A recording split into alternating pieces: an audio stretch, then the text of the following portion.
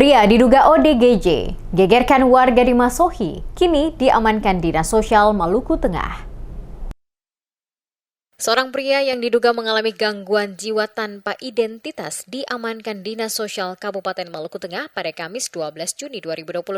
Setelah sebelumnya membuat geger warga di Waipo, Desa Haruru, Kecamatan Amahai. Pria tersebut awalnya diamankan oleh anggota Polres Maluku Tengah 2 hari sebelumnya. Menyusul laporan warga terkait keberadaannya yang mencurigakan. Ia kemudian diantar ke kantor Dinas Sosial Maluku Tengah sekitar pukul 10.30 waktu Indonesia Timur.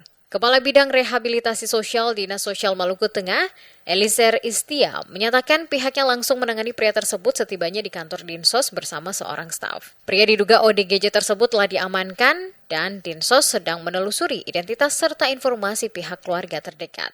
Eliser mengungkapkan saat ini Dinas Sosial belum memiliki rumah singgah, sehingga pria tersebut untuk sementara waktu ditampung di kantor Dinas Sosial. Ia juga menghimbau masyarakat yang mungkin mengenali pria tersebut atau mengetahui keberadaan keluarganya agar segera menghubungi Dinas Sosial Maluku Tengah.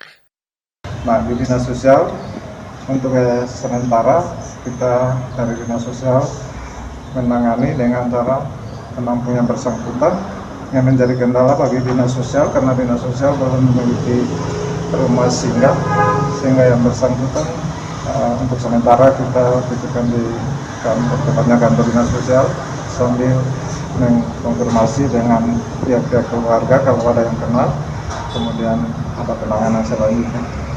Pantauan Carang TV, pria tersebut membawa sebuah karung berisi sejumlah barang, diantaranya karung koni, struk ATM, 1 kartu ATM BRI, 1 kartu anggota Partai Nasdem, tiket kapal feri tujuan Wai Ume Putih, belasan kunci, pakaian, botol air mineral, 2 mainan logam, dan bungkus makanan ringan. Ia mengenakan baju wol coklat berlengan panjang, celana pendek hijau, serta topi. Ciri fisiknya berjenggot, rambut sedang, dan tinggi badan diperkirakan lebih dari 160 cm.